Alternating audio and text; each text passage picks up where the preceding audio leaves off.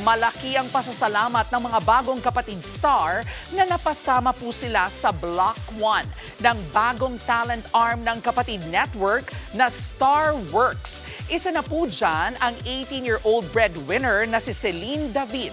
Kilalanin po natin siya sa Frontline Report ni MJ Marfori. Kaka-grand launch pala, booked and busy na agad ang Block 1 ng rebranded talent arm ng kapatid network na Starworks. At kanina nga, umaga pala, ratsyada na agad ang mga bagong kapatid na parang reunion na nga rin with their mentor, Dimples Romana. Proud and grateful naman si Mama Dimps na maging bahagi na showbiz journey ng Block 1. At dahil talent nga ang usapan, eto at napasabak na rin nga sa sayawan ang mga bagets with Mommy Chicky.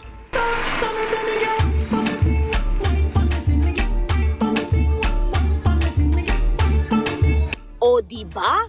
Ang aga-aga pa, pero ang taas na ng energy.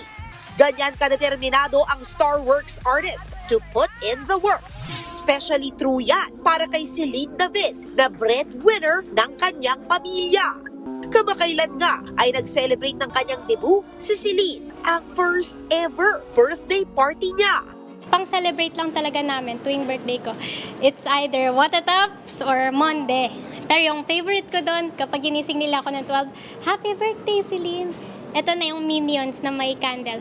Blow, edi tapos na. Yan na yung birthday. So, wala kang handa kahit spaghetti? Wala po.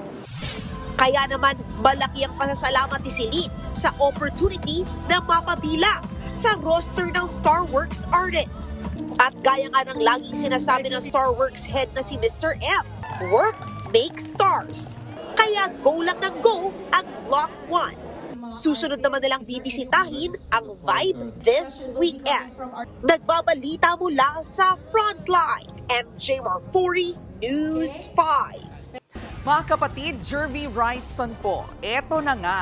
Para sa latest showbiz news at iba pang alaman, mag-follow at mag-subscribe na sa social media pages ng News 5.